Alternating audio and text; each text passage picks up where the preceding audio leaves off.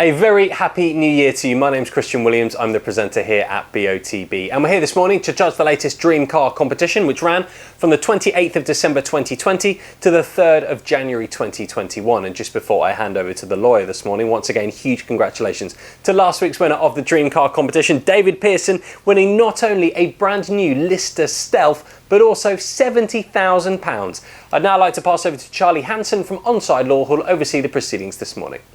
My name's Charlie Hanson from Onside Law, and I'll be overseeing the judging this morning.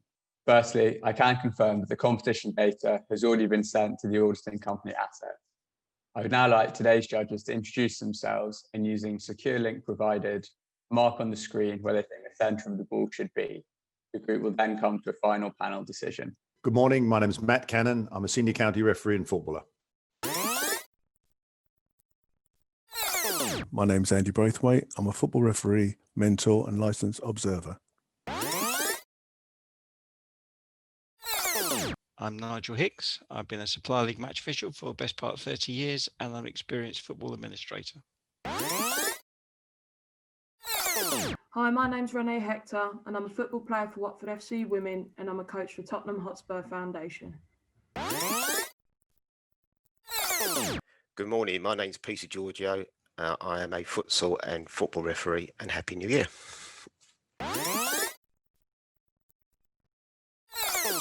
Good morning, my name's Hugh Gilroy. I'm a referee, a mentor, tutor and observer. Good morning, my name's Roger Wheeler. I'm a referee and I have been refereeing and lining for more than 30 years. Name's Liam Walsh. I'm a retired referee, currently an FA observer and head coach for the Middlesex Referees Academy. Hi, my name's Matthew Ray.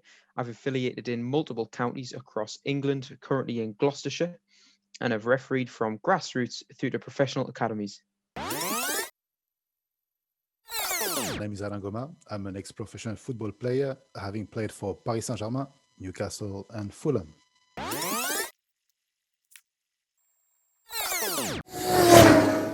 Judges, please now come to a final panel decision. For your reference, the larger white cross is the calculated average of the 10 individual selections. Quite a big spread. If I draw some lines from the player in blue, obviously we've really only got one eye to look at. If I get the lowest one down here, which is Nigel's, and looking up from the red player, we could see his eye, but we can't really see anything to do with his vision from his eyeball. And again, there's quite a biggish spread there. So, Alain, I'll take you first, if I may. You're the furthest to the left by quite a distance, and roughly in the same line as Nigel. What were your thoughts of this? This picture? Yeah, Matt, as you said, we saw mainly the white of the eye of this player. So which told me that the ball was, quite, on top of him basically. So, but yeah, looking at the picture, I think the ball is kind of dropping and it looks to me that, the player in red is gonna flick it. And I thought the impact was quite imminent. And also the player on the left in blue, I think is looking, not that steeply. Hence, I chose this position. Yeah. I mean, it should be said, as I tend to agree with you, Alain, that the player in red looks like he's sort of looking up to flick the ball, and the player in blue seems to be sort of stopping with his arms out and sort of getting ready to set himself. So, anyone got any other thoughts? I mean, Renee, you're the highest here and furthest to the right. Did you have a different view of this? Not particularly a different view. I do feel like the player in red is either backtracking to try and then come through and head the ball or flick it on. And the player in blue is obviously going to come directly through and head the ball. Obviously, I'm not too dissimilar on the line from the player in blue's eye line, but the player in red, I just felt like he was just looking looking up quite steeply, but just a bit more to the right. And then I just cross-referenced cross-reference their eyes, and that's why I put my cross there. And I don't feel like the impact or the contact on the ball rather is going to be that imminent, because it doesn't to me look like the ball is that close to them by their body shape. So that's why I put it a bit further away. Okay, thank you. I mean, Liam, you're in this sort of group. There's myself, Roger, and yourself nearest the calculated average as it is at the moment. What were your thoughts? Much the same as what's been said, Matt, if I'm going to be honest. I just felt that the one thing that has been said is that I felt the blue is coming forward. He's going to come forward to power ahead, and the 18, red 18 is he's going to come across. And as Renee said, he's looking to, flick or, try and jump it. His body language for me is all wrong. His body shape to try and head the ball. He's in a bit of he's misjudged it or whatever, but he's just trying to recover and get across. And I wouldn't really want to be him when the 11 comes through and heads the ball, because I think he's going to get an introduction to senior football. Yeah. Okay. So I mean, I thought the player might be stopping, but I can see what you're saying, that it's really he's sort of set himself. He's just planting his foot, and then he's going to just power through the back of him, which makes sense from the photograph. And I understand exactly what you're saying. Yeah. Peter, you're just above us on this, and I'm highlighting yours now. What are your thoughts? Yeah, I concur that the player in blue, he's going to come straight through the back of the player in number 8. Number 8, and he's just misjudged it. It's gone over his head, and it's just that much higher, because I think that the player in blue will connect better as he's going up to jump the ball, rather than it being lower. So that's why I've gone a little bit higher.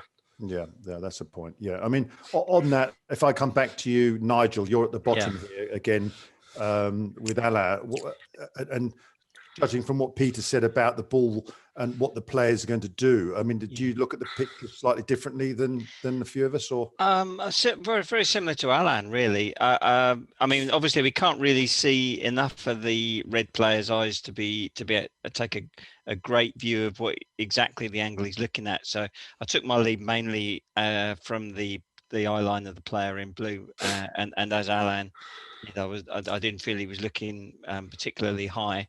I did feel that from the body language of the players, the ball was dropping almost onto the red. So I think I'm assuming his feet are planted, and and he's waiting. Yeah. Okay. I mean, if I highlight, I mean, obviously that's the centre of the ball. I mean, for me, I just thought with the red player's head, I've sort of taken a sort of 45-degree angle off the front of his forehead. And my concern certainly on the lower ones is that it's basically the player in blue would just be tending to look at the ball and not have any part to play. If I go up to you, Matthew, you're again up a bit higher up, well, quite a lot higher up with near Rene and to the right. How have you seen this photograph? Yeah, I don't think that the direction his head's pointing and the way his eyes are pointing are the same. I think his eyes are not looking straight up. You're talking about the red player? Yeah, I'm talking about this red player. I think his pupil's almost at the bottom of his eye. And if you take away the lines, you can and the magnifier, I think you can see him. You can see him looking across more than up. That's why I've gone with that direction. I think it probably agrees with a few, and it's just the height of the blue player. And I've took his eye line to be higher actually than more on the horizontal, which is probably why I've gone further away. I don't think the play is imminent, which is why I've gone further away. Yeah. Yeah. Okay. Thank you. I'll go back into the middle here. Roger, you're very close to Liam's selection. How have you seen this? I thought the red player was sort of flapping about a bit, trying to adjust his position, but he looked as if he might be going to head the ball. I thought his eye line was more or less probably going to be the sort of 90 degrees off of the angle of his face, which is sort of how I got that. And as you said in your introduction, we've only really got one eye to look at. So the blue player, I mean, that's where I got the you know, my position. But it's quite a tricky one because there isn't an enormous amount to go on, as you said. Yeah, I mean, I'll go to you next, Andy. You're I'm highlighting you now. You're just a little bit above us in the group. How have you seen this? Believe this or not, Matt, slightly differently to everybody else. No, that's fine. Yeah. Regarding my opinion, I feel the guy in red is, or his body language tells me that he's steadying himself for. I don't think he's going to head it. I think the ball's dropping in, and I think he's making his body, opening up his body to fend off the guy in blue from behind. The ball is either going to drop into either control or chest or whatever, or sorry, not to chest, but basically to keep the ball under control, dropping in. I don't think it's coming in from an angle. That's why I've put my sort of a cross just slightly above, but I've sort of squared it up to his body. And the guy in blue, again, same as what's been said by, I think, by Matthew, etc. I think he's looking slightly higher, although it looks like he's looking flat. He's a little distance away. And I just feel that's my best position for the centre of the ball. Do you think the player in blue is going to challenge, as some of us have said? You don't. You just think he's stopping. Yeah. Okay. Yeah. Fine. Thank you very much. Okay. And now, Hugh, you're the last person I think we need to hear from. I mean, you're just a little bit below the calculated average here. I'm highlighting yours now. Do you see that this is a challenge, or is the red player just going to flick the ball? How do you see it? For me, I think it's kind of dropping in, but it looks to me, I felt like he was going to meet it with his head, either kind of a short jump up to it, or it's kind of dropping in. The red player. Yeah, the red player for me. Okay. Just based on, for me, the blue players is running to challenge for it. I agree with that, but I don't think he's going to get there personally. I think the red player's kind of shaping to head it. His neck's back quite steeply, so I feel it's dropping in front of him. Yeah. Okay. But I agree with kind of what's been said about the player in red's eye line, because for me it is up at more of an angle. I think Kieran said previously it's very hard for a player to look straight up through their own eyebrow, through their head. Yeah. So I think it has to be out slightly in front of him naturally, and his head is back, but not that steeply for me. Okay, fine. Okay, well, what I'm going to do is I'm going to start. I'm going to remove the two lower ones, and I'm also going to remove the two higher ones and to the right, which brings the calculated average just encompassing the last six choices. Now, I think this might be a sort of slightly longer debate than usual because of the split. I mean, if I put them back in just so we can see where the calculated average then runs to, because obviously when we remove players, the calculated average will then adjust itself. And it could be said that the choices, the blue, Rene's and Alain cancel each other out, and likewise Nigel and Matthews. But I think that they're far enough away on both sides from the rest of our choices to warrant removing all four of them. So if we take it, calculated average now, it's just above, it's directly above Hughes and to the right of Liam and Rogers.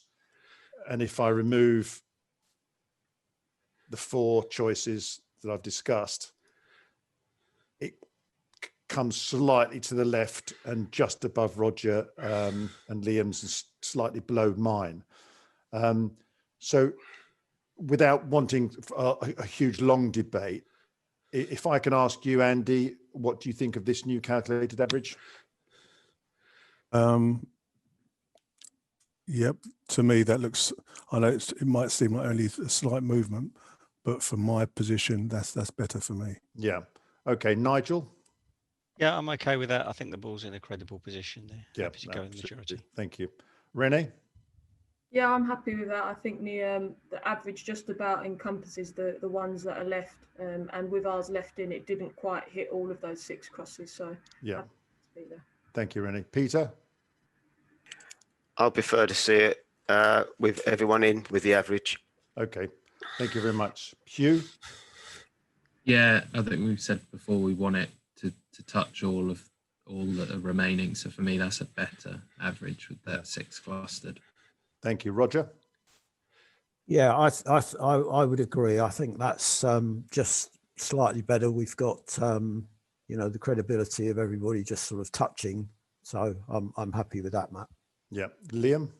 Yeah, difficult one this morning, Matt, and well led, I must say again. But yeah, I agree with the 6. No, thank you. Matthew? Yeah, it's a tricky one. I'd have to agree with Peter. I'd want to see everyone in because I think I'd prefer to the right, but I can see why we've gone for this compromise, to be fair. So great. Thank you. And lastly, Alain? Yeah, no, between the two options, I think I would prefer this one. I think the ball is coming quite steeply, and therefore, yeah, I'm happy with this one. Yeah. Okay, thank you very much. So that's a difficult one, guys. Thank you, guys and girls.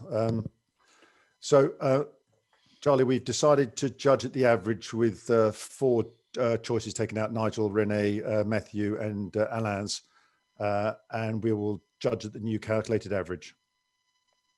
Thanks, Matt. Brilliant. And if you could please click submit.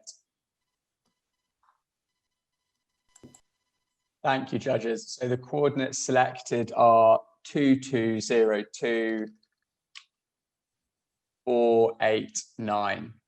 These coordinates will now be passed to the auditing company assets to calculate the winner of the competition, and they will then inform BOTB. That concludes the judging process. Thank you.